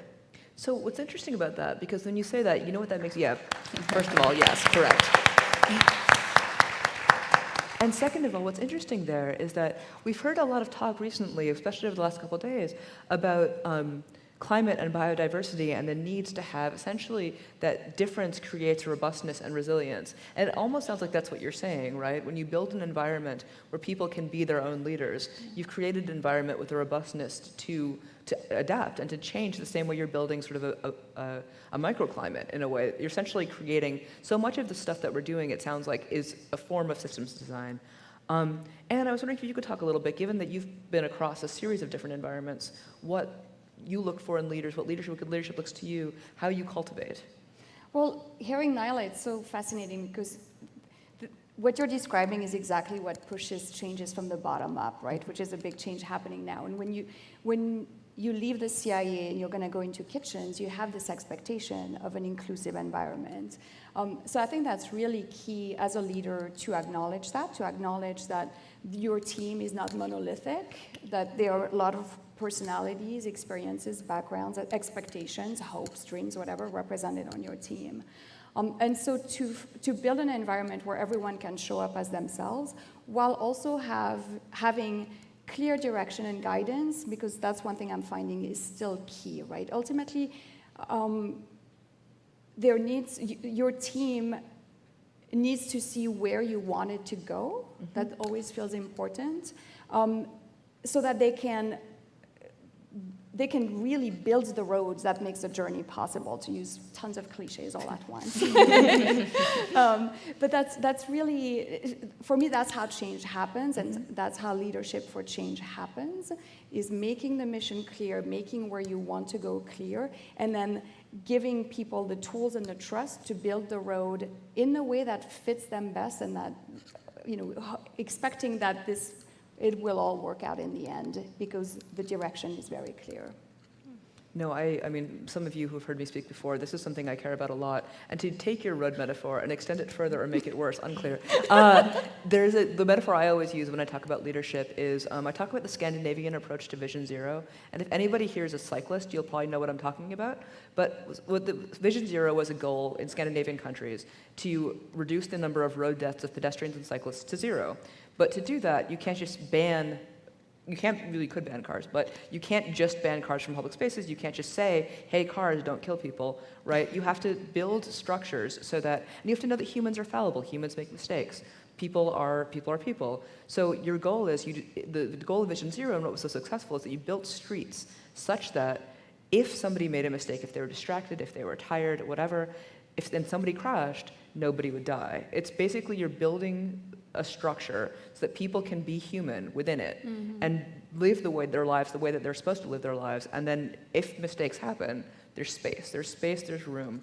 But I think what you said that's really interesting, what you said, Chef, that tie in together is this idea of like bottom-up change versus top-down change. And that's something that I think really matters.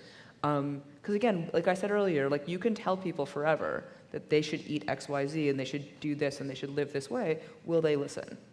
And so how do you create leaders who know how to listen?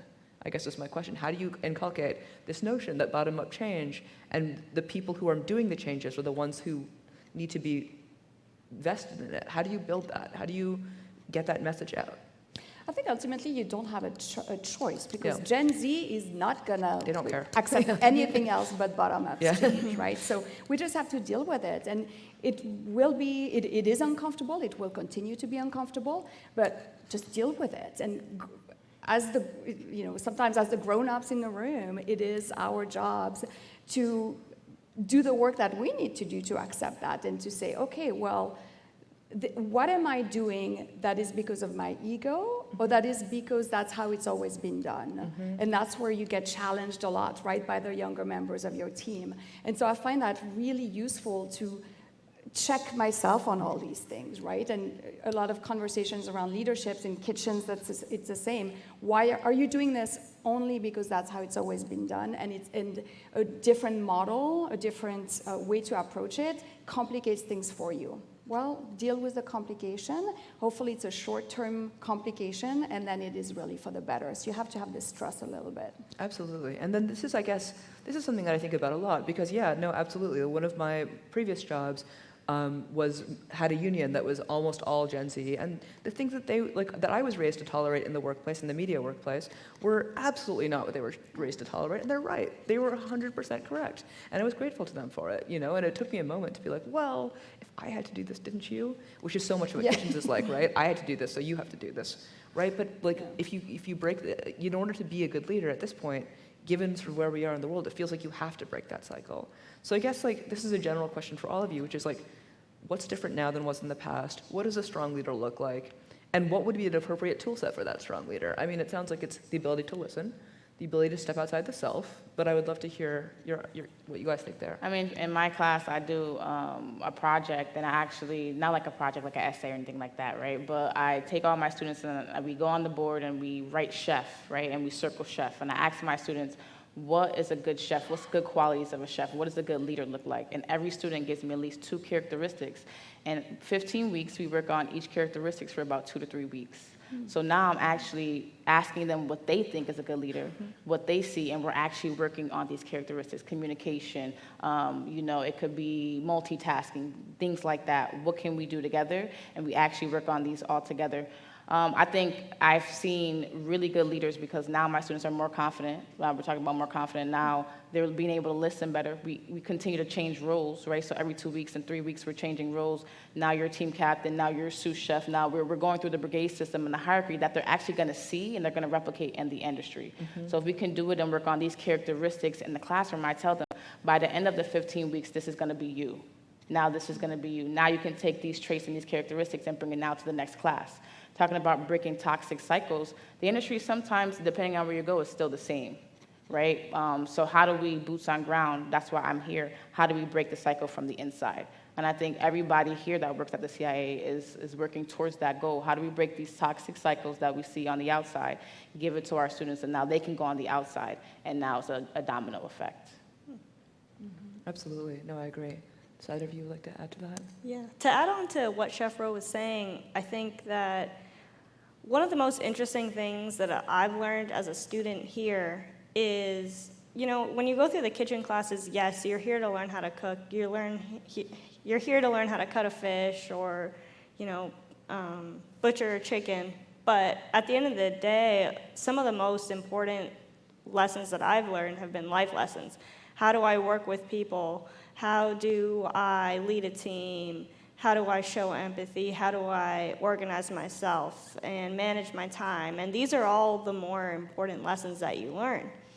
And I think throughout the course of all my kitchen classes here, I found that the best way to lead someone is to kind of take a step back and let students also figure out things for themselves. It's not about necessarily directing and telling them every single thing that they need to do and putting that pressure on them to make it perfect. It's about giving them the room to kind of figure things out and think on their own, because once they're able to think on their own and think for themselves, they'll figure things out and, like we talked about before, be more confident. And kind of taking a step back from that micromanaging perspective, letting them think for themselves, and then allowing them to share those ideas with other people, giving them platforms to share their thoughts, share their ideas, like how Chef Ro did with the board assignment. And that's what I think is the most important. I would love to take this a couple steps back a little bit and say, so we're talking about sort of the microcosm of the kitchen and the workplace and all of these things, but when you're talking about the principles you're talking about are all extremely broadly applicable to applying all of the principles we've heard about for the last couple of days, right? You're talking about building trust, building community, being in community with your audience, setting up systems so that people can succeed. And some of that is like, it's like, you could say this about building a kitchen structure, you could say this about getting people to eat more plants, right? You could say basically all of these systems, how do you see these ideas of system design and culture extrapolated to sort of the folks in this room who are maybe going to go put stuff on the menu, they're maybe going to go change their university dining facilities and get adoption. How do you see these principles of good leadership design implemented for the folks in this room? I think about that a lot because especially the world I work with is mostly chef owners, right, where you have a lot of control over what you're doing. So being a change maker in that context it's your lifelong mission. It's something you're doing from day one or whatever. When you're an employee of a corporation, as I know many of you in the room are, it's a little bit different. How do you fit your mission within the greater mission of the organization you're working for? And so having a clear sense of what that is and finding the right match in a way, right? Making sure you're in the right place, doing the right work, the work that you're meant to do, then allows you to translate that a lot more easily to menus, to your communications with your customers, with your diners, et cetera, because you really believe in it. So, it sounds a little bit lofty, but I think it's really important, and I think if the last years have taught us anything, is that to be more meaningful in anything that we do and really being committed. And so if you find that place, the place where no matter where you are in your organizational chart, you can really have, what is the power that you have to follow through on your mission in the service of the greater mission you believe in, then you can be a clear and effective and passionate communicator. And for me, that seems to be a really essential element of leadership, no matter where you are in your organization. Yeah, no, absolutely. And I was thinking about what Nyla said earlier as well, too, where it's about where a good leader is somebody, or a good person who raises leaders, rather, is somebody who doesn't micromanage and allows people to do their own thing. And so it's when we're getting people to adopt diets, too, right? Are we telling them you should eat this many grains of rice and this many whatever and this many vegetables? Or is it, these are your broad frameworks, these are the rules you have to go by, go do you? Is that, I feel like that's going to get you more buy-in, that's going to get you more identification. Like, people are going to say, I am somebody who eats according to menus of change principles, if we make them a little easier. Make it easier for them, make it easier for somebody to do the right thing is sort of how I feel about how we get people to, so, it's not even so much about negative nudges, right? It's more, you make it easier. Like, you can be somebody who eats according to menus of change principles if you do X, Y, or Z, but it's not like you must measure your, it's very, like, how do you make it possible to adopt the things that we want people to adopt, given what we know about how people behave, I guess is my question. I think from a culinary educator perspective, making sure our students are aligned with those principles. So when they go out in the workforce, they're aligned with those principles. They go back, communicate with their families. I think word of mouth is a big thing. We've been talking about communication up here a lot. So word of mouth, communicating what your passion is, and then being able to see that cultivate in the businesses that you actually work for. A lot of people say, Chef, I don't know what I want to do when I graduate. So think about these companies that have these principles, menus of change. What are they putting on their menu? What are they cutting back from the menu? What are they doing for the community? I think when you align with those type of organizations, the ripple effect continues to continue. So now when I go on my own, I have my own responsibility. I've done my work in the industry. I open up my own business. Now I take these principles and I go out and I give it to my employees, so on and so forth. Training and letting them know that they can pass down this information and build and cultivate good leaders from there as well. For me, it's also about being more bold and more fearless around those, because that's how you are clear and that's how you can really put change into place, including with the application of the menus of change principles, right? Don't hesitate, just freaking do it and believe that your customers will follow you. Instead of waiting too much on your customers thinking, well, maybe they won't like it. You have so much power and you control so many mouths, just do it. And they'll follow you, they'll come along with you. So this commitment and this fearlessness is really key to change, and just do it. I think the best way to get people to adopt the menus of change principles is to just make the food delicious, very simply. Yeah. One thing that I've noticed is that the people that come to eat at our kitchen and our station, not everyone is vegan or vegetarian. They're not choosing it as a default option because there's nothing else that they can eat. A lot of the time, I talk to students and they tell me, like, no, I'm not vegan, I'm not vegetarian, it just looked really good today, and that's why I chose to eat it. And I think it's about, one thing I've noticed is people will see, oh, that's vegan or that's vegetarian, and I don't want to try it just for that reason. But if you're able to do something different and unique, then people will be willing to try it. One thing that we really focus on, or one principle that we really focus on, is leveraging globally inspired strategies. And so we'll talk to the students that we work with, and they all come from different backgrounds, different cultures, and we try and take dishes that, their grandmother or their mother made and rework them a little bit to try and find a vegan alternative to that. And so we showcase that, vegan food, vegetarian food can come from all these different cultures and can be super flavorful and really delicious, and kind of steering away from that, typical like grain bowl or quinoa kind of like label that's always put on vegan food. There's a lot that you can do with it, and you can make it really delicious, and I think that's the best way to attract people. And a lot of chefs are already doing it. So empowering our students to go out and look and research these chefs that are already making these changes, that inspires them to do the same thing. Because a lot of people are already doing it and it's really successful. So they see a way that they can adapt these menus of change, make food delicious, and now I can go out and do it myself because it's been done. So what I'm hearing from all of you is that it's not so much that there's like one sort of Wizard of Oz man behind the curtain idea that's sort of casting influence down from beyond somewhere. It's really about training and raising micro leaders in their own community. So when your students go back and it's word of mouth and they go home and they're like, "Yo, have you tried this thing?" Right? And when you're raising small business owners and you're training them to go make these changes, and when you're going in the menus of Change Kitchen and you're teaching students to be like, "Oh, hey, did you try that tofu red curry?" Right? All of you are building influence, and you're getting folks to adopt these principles on essentially a micro level, but a more powerful level than if it were a man behind the curtain, right?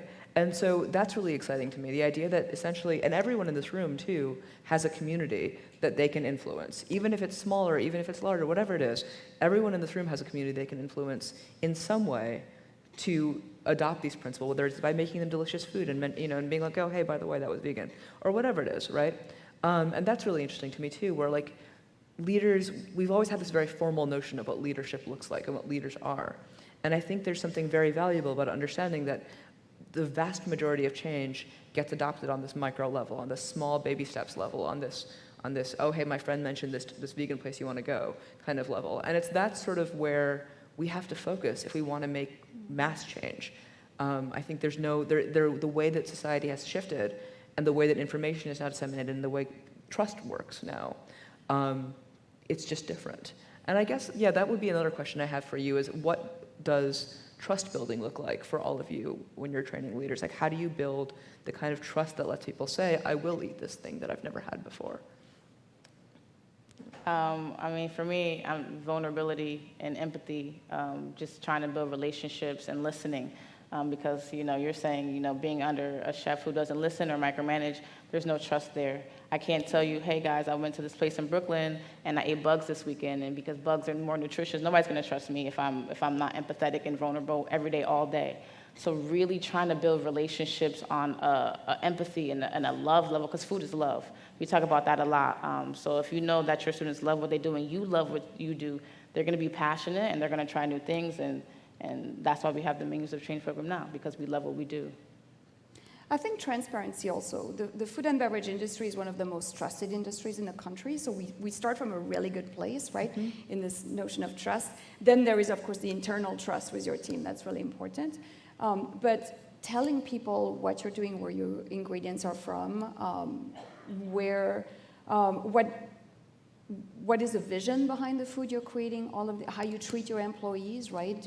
What you pay them, do you offer them benefits, those kind of things, to really build on that with your customers and make them want to come and support you. And so that's being a good leader, not just for your team, but a community leader, because chefs are also community leaders, business leaders, right?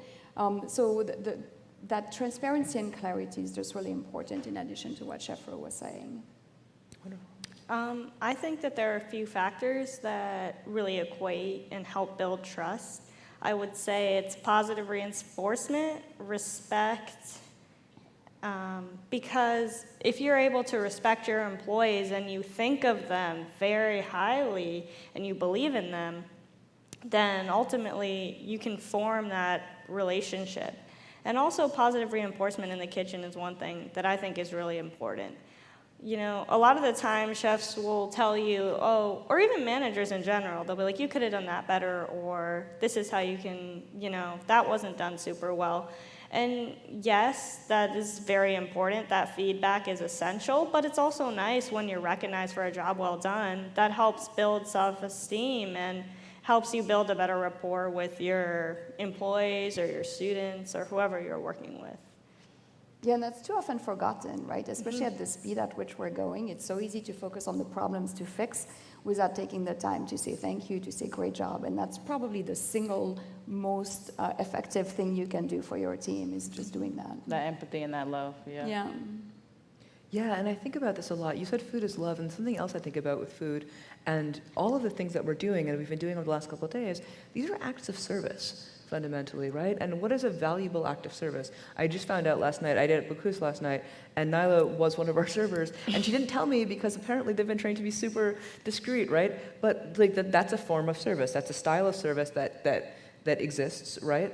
But that style of service takes into consideration the sort of expectation for the environment that is set, right? It's very formal, it's very right, it's all of these things. But service not just in the restaurant sense, but service in the general sense of doing things for people. And so much of the work that we're doing here is service for the planet, is service for the populations. And so much of that, and valuable service, is based in what do these people actually want? What do people want from me? What do they want, period? And how can I fulfill that? And I think that's something that when we're trying to implement these principles into communities, that's really critical. Like you have to think about what people's needs are, what is currently not being met, what is being met in a way that you would like to change, and what is your place to change that, I guess is what I think about a lot when I'm trying to build change, right? Like where am I approaching this from? What are my goals? And how will the communities I'm trying to serve be best served by my presence? And sometimes they won't be. Sometimes they won't be at all. Sometimes the best thing I can do is give resources to that community so that they can do it themselves, or whatever it is, right? And I'm curious about how all of you approach the idea of service. We have a little bit of time left. In the work that you do in training leaders. Sorry. So I can You start. go, yeah, by all means. Speaking of service, I recently started my service class, and just thinking about it's quite interesting because it is obviously about, the formal service, but also the kind of psychology behind it. How do I read my table? How do I understand, what their needs are? And we were talking about the needs, and I think one thing that's interesting is we were taught, try and read a table and understand what they need before it becomes a problem. So if their water is half full, we would refill it then. You don't wait till the customer is fully drunk the glass before you serve it. And I think that really equates to a good leader in a way, because if you think about it, a good leader should try and foresee the future and foresee, look at their students or their employees and try and get an understanding and think about, this happened today. Maybe they're struggling with something. Or how can I help them fix this issue before it becomes a bigger problem? What can I do?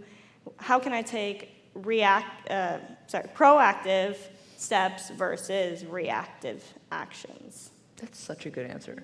That is such a good answer, my goodness. For me, it's thinking really, who am I in service for? And Michel Nichon, who I'm sure many of you know, he's been here many times. He's one of the founders of the Chef's Bootcamp for Policy and Change at the Beard Foundation. And he always reminds everyone to talk to the communities that you say you're representing, right? And I think that's a big problem in nutrition, public health, and even climate change work. We speak for people without actually speaking to the people that we aim to be representing and for whom we're doing change, right? We're working on change. So really remember that if you are an agent, who from the actual community you're serving needs to be right here next to you? We're talking about leadership. There is a student here, right? Like that is truly essential to have that next generation on the stage and not just people educating or working with the next generation. It's the same principle for everything you're doing. The communities you're serving, are they at the table with you, having the conversation, being part of your strategic work, et cetera, et cetera? Are you truly not just representing them, but really working with them for change? That is absolutely crucial, and that's something that is just too often forgotten. Absolutely. You just said everything. Michelle is one of my mentors as well, and I've also went to the James Beard Bootcamp, so getting that education and being in my actual community. So I'm from Connecticut. I'm actually in Bridgeport, Connecticut, feeding veterans at the Veterans Society because they need food or whatever, so actually knowing what's going on. Just cultivating spaces and events to actually give back to my community. And now we're building trust, and now it's just a ripple effect, and everything is just working for the greater good. So I think, like you said, being in the community, knowing who you're serving, and actually executing with the right tools. Mm-hmm. Yeah. Absolutely. That's amazing, yeah. I guess we have time for one final question. This is sort of a quick fire one. Essentially, I feel like we've all said it enough times at this point, but if you could tell me in one sentence what good leadership looks like to you, what would that sentence be? I'm sorry, this is a difficult one. I will also think of one to make it fair. For me, it's showing up. Yeah. For me, is execution and empathy. For me, it's to be able to empower your employees to be the leaders of tomorrow. And for me, I did not plan to answer this question, but now it only seems fair. It's building systems for success. So please join me in thanking our panelists. And we will, yes, thank you. And we will.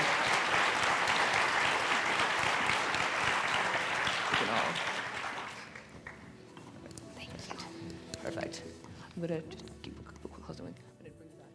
And then also, very quickly,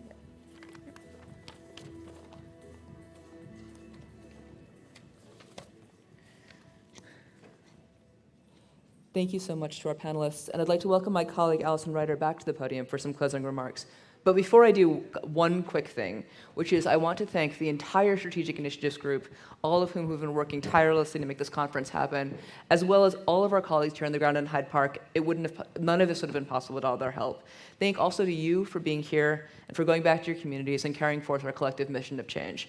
And now I'll get out of the way and I'll welcome Alison Ryder. Thank you, everybody.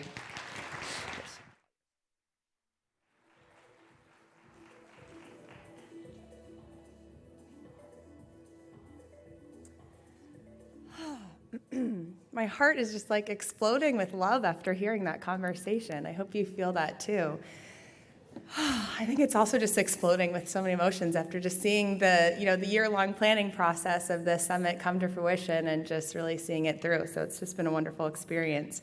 I have Siobhan Hansen back up with me. So typically there's still another round of breakout sessions, but this is the last time that we're all together in this room. And we just wanted to share some final reflections and closing remarks. You know that Walter Willett couldn't be here in person with us as the chair of our Scientific and Technical Advisory Committee.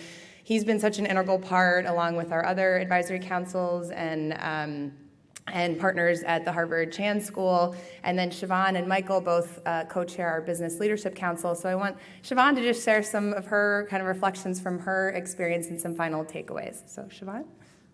Thanks so much, Allison. The Menus of Change Leadership Summit offers an incredible venue for showcasing industry best practice and driving change toward a healthier and more sustainable approach to food service operations. I personally am so grateful to be able to be in person, to make the connections, to see people from the past, make new connections and establish new relationships and think about what we can do together for the future. This has been such a wonderful time to connect with all of you.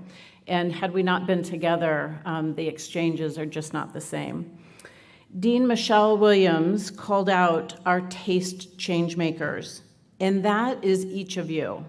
I was so impressed by that terminology and that thought around the fact that each of us have an opportunity to make change, and the fact that we are so focused on driving taste as part of that experience. And I would just challenge all of us in the coming year to work hard so that in a year's time when we come back and connect with each other, that we continue to be able to share incredible reflections like we've done yesterday, the last couple of days, and today on this important agenda of taste, health, and sustainability for people and the planet. Now, some of the highlights for me as I reflect on the last couple of days, the prep work that I got to do to get ready for the session around minding our future and the brain, where Lillian Chung and Rudy Tanzi are doing incredible work on promoting optimal health and longevity for the aging, or what I call the seasoned population. It's just so inspiring to think about the fact that they are starting to plant those trees now for the future so that we can take care of the aging population, and the role that the culinary professionals and food service operators have in that capability is vitally important. Sarah Blige and her work on addressing nutrition security, and Emily Broad-Lieb, who came together in a wonderful breakout session with Michael Kaufman to talk about and get into the details of what we can all do to advance change in nutrition policy and advocacy. And I saw so many people standing up and raising their hands and talking about the things that they're trying to do to impact change in their local communities. It was deeply inspiring. And Kathy Cacciola, a great colleague at Google, Julia Jordan from Compass, Melanie Levine from WBCSD, bringing the global lens, and Brent Loken, thank you for guiding us through Scope 1, 2, and 3 emissions, for giving us the proof points that we can all make more progress. And do you remember the takeaways that they gave to us? I was thinking about this and digesting last night. Know your baseline, and we heard that again from Katie today. You cannot manage or track what you don't measure. Look to companies who are doing great things already. Use them as a guide and follow them. Double your target. Brent told us what you're doing now is not enough. So let's always think about advancing ourselves and doing more. I was so touched by Katie's reflections this morning on her father saying, taking care of the land, it will take care of you. That's something we can all sit with and think about what we can do to make that investment ourselves. When she talked about the international wineries for climate change, again, I'm so impressed by the fact that we sit here in an amazing country, but we have the globe to take care of. And so this international approach and figuring out ways that we can bridge that divide and reach across the pond and support and help others that are doing great things. We heard also from Rachel, the Plant-Based Foods Association is doing the same thing by establishing a global network. And Akash, Cameron, and Michael, what an incredible session on ESG and just giving us the basics. And as Akash said, we're in the early days, but moving from shareholder to stakeholder capitalism. This is an incredible moment in time for us, and all of you have a role in helping companies and brands and businesses evolve into such an important place. So what can you do? Just a couple of reflections. Matthew Rayford challenged us to remember the farmer. So remember the farmer. Let's do that in all of our conversations, and when we're part of panels, always raise your hand and think about how can we make that connection and have more farmers in the room. David Katz passed the torch on No Beef Week. So what can you do? Is it Meatless Monday? Is it Magical Monday? However you frame it or build it, driving the balanced plant-forward agenda is something we can all own and have a role to play. Sarah Bleich reminded us that the 2025 U.S. Dietary Guidelines are coming. So how can you get involved? Raise your hand, whether it be in a local way or in a more national way. We all have an opportunity to participate. And now just a quick word of thanks. To all of you, I am deeply inspired by the way our chefs and our food service operators are showing up to advance the Menus of Change agenda on the business of healthy, sustainable, and delicious food choices. Keep it going, be a champion of change, and last and not least, thank you to the CIA team. Allison, incredible work. Really impressed by your leadership this week. Rupa, thank you, in your new journey with the Strategic Initiatives Group. Christina, Shara, Greg, and the whole team, thank you so much for making 10 years of Menus of Change all very possible for all of us. Thank you.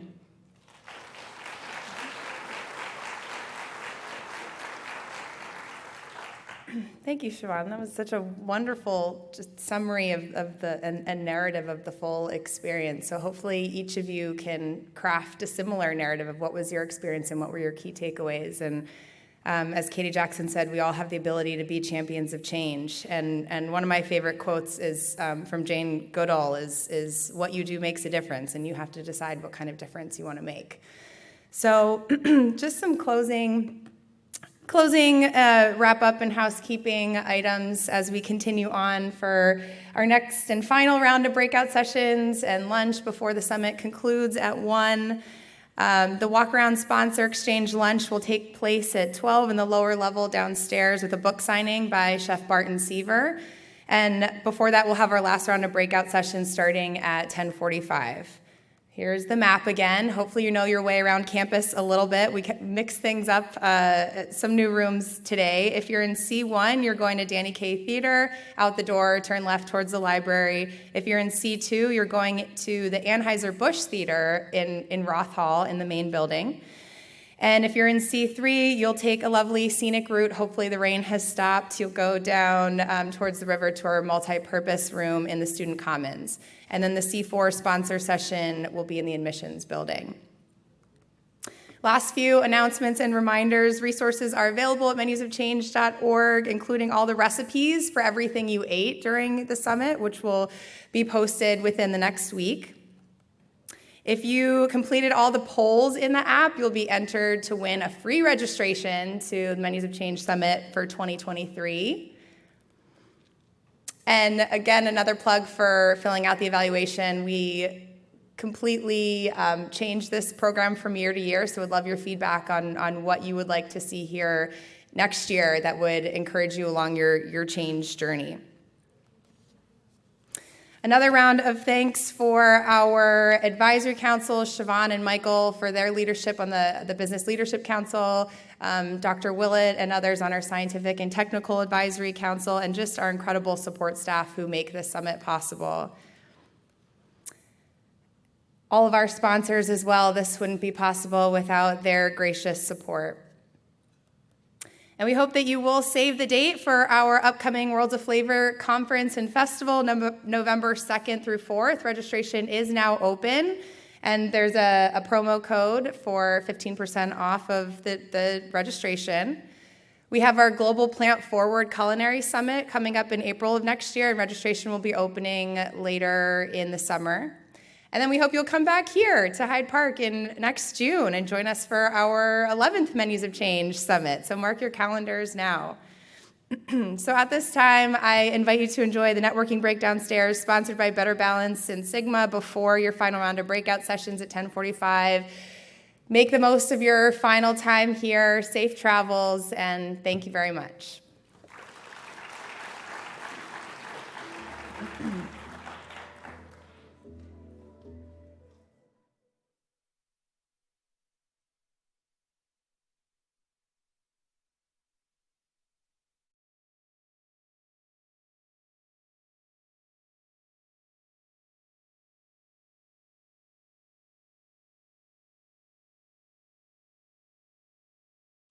Huli is a Hawaiian word meaning to curl or flip.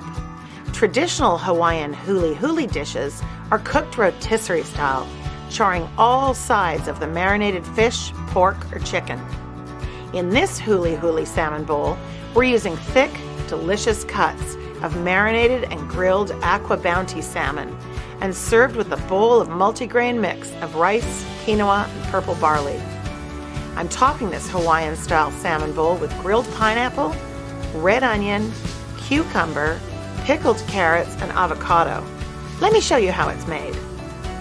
We'll start by making our huli marinade. Combine all the ingredients in a large bowl.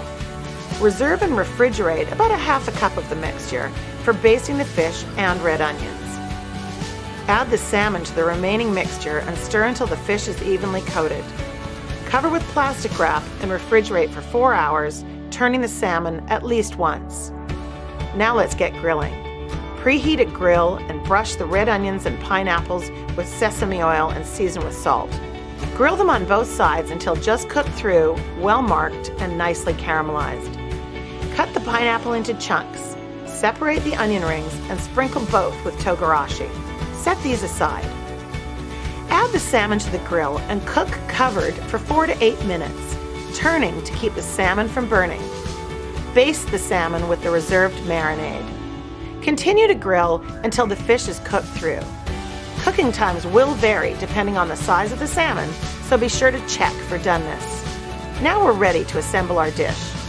Place a spoonful of the multigrain mix in a bowl. Top with some of the grilled pineapple chunks, grilled red onions, cucumber ribbons and pickled carrots, and some avocado. Place a portion of the salmon on top, sprinkle with green onions, micro cilantro, and finish with furikake. Here's our flavor-packed Hawaiian huli salmon bowl with our Aqua Bounty salmon fillets. Perfect for lunch or dinner. Aloha!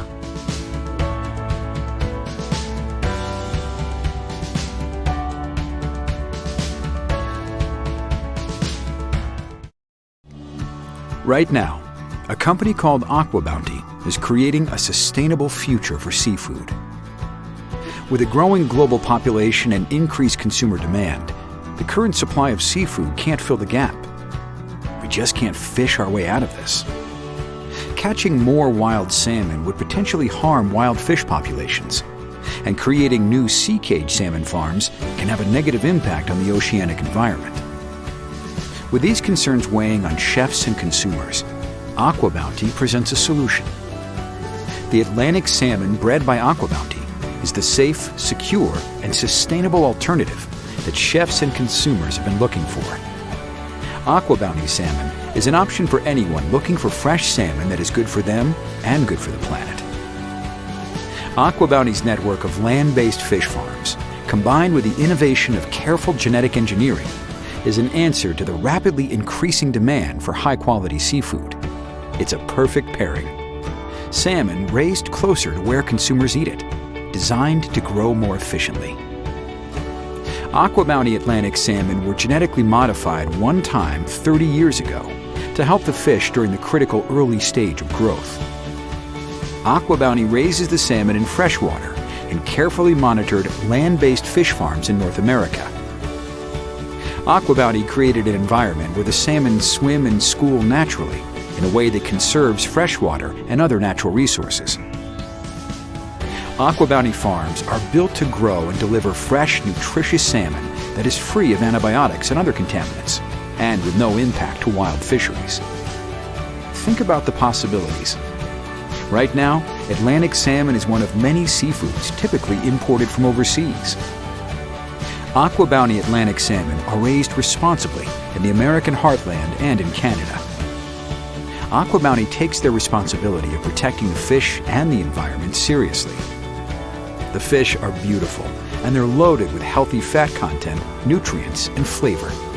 For chefs and consumers alike, that really hits the spot. AquaBounty is thinking big, working to make our world a better place using smart science and safe, proven technology to help solve serious global problems like food security and climate change.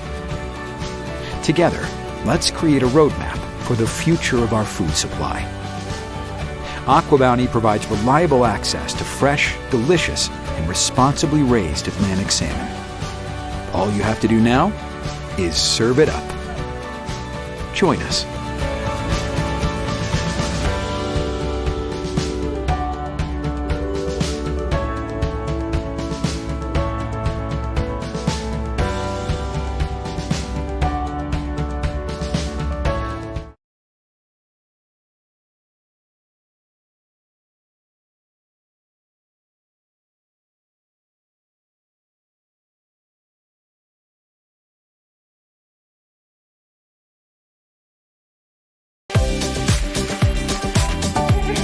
I'm going to show you how to make a decadent treat that's not only incredibly delicious, but made more sustainably. These cherry cheesecake brownie bars are rich, fudgy brownies with a creamy cheesecake and a sweet tart cherry pie topping.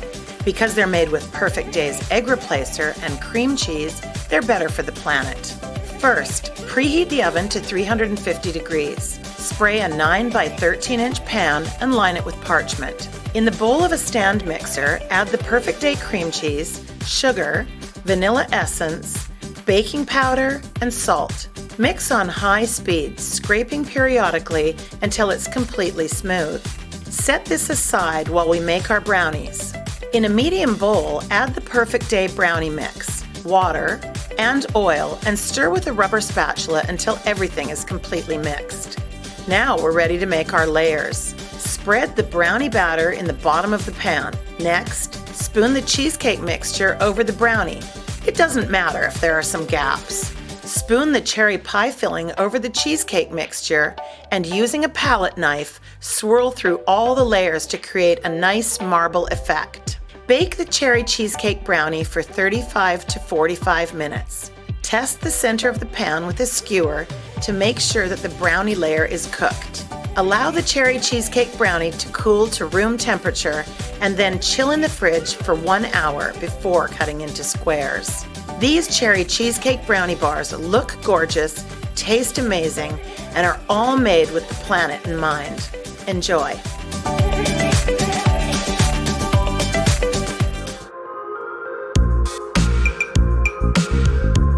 This gorgeous pound cake has a few secret ingredients for a moist, dense cake every time. The addition of Perfect Day's animal-free cream cheese, egg replacer, and milk makes this pound cake climate-friendly and so delicious. Let me show you how to make it. Preheat the oven to 325 degrees Fahrenheit and line the bottom of a standard loaf pan with oiled parchment paper. In a large bowl, sift together the flour, baking powder, salt, Perfect Day egg replacer, and cornstarch. In the bowl of a stand mixer, place Perfect Day cream cheese, butter, sugar, lemon zest, and vanilla bean seeds. Mix on high speed, scraping periodically until completely smooth. Add the dry ingredients alternately with perfect day milk, ending with the dry ingredients. Spoon into the loaf pans or sheet pans and smooth the top. Bake the loaves for about 1 hour and make sure to cool the loaves completely before slicing. This pound cake made with perfect day cream cheese is delicious on its own or is a perfect blank canvas to add any of your favorite flavors and toppings.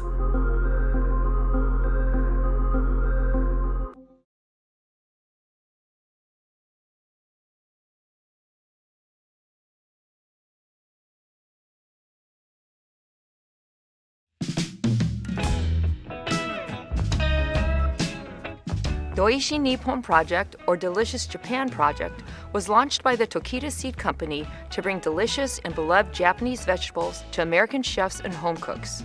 The Oishi Nippon Project focuses on the vegetable staples of washoku, Japan's traditional practice of respecting nature and the harmonious production, preparation, and eating of food.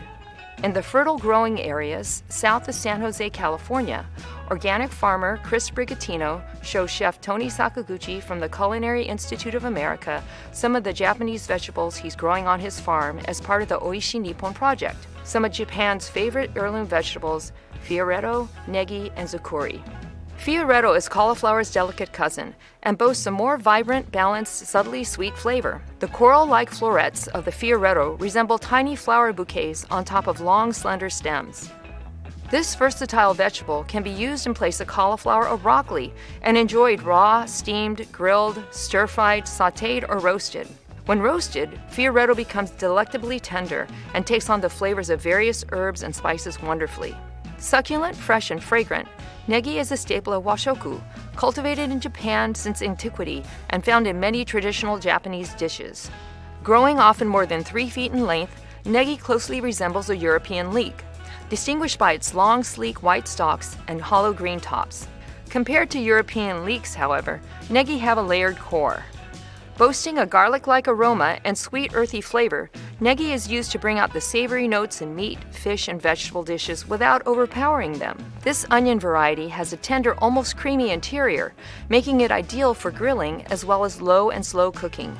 Negi can be substituted for leeks in soups, stews, savory tarts, or gratins for a hearty, slightly sweet flavor. Like green onions, this vegetable can also be eaten raw. Zukuri is a variety of dry kabocha squash, similar to chestnut in sweetness and a sweet potato in texture. This versatile winter squash is packed with flavor from its vibrant orange interior to its edible dark green skin. Zukuri has a soft, melt-in-your-mouth consistency, but also holds its form well when cooked, and can be added in cubes to soups, stews, curries, and casseroles. It can also be enjoyed sautéed, fried in tempura batter, or roasted. This sweet winter squash pairs well with warming spices like nutmeg, cloves, and cinnamon, as well as sage, thyme, cilantro, and makrut lime. In this video series, I'll show you some delicious and healthy recipes featuring fioretto, negi, and zukuri.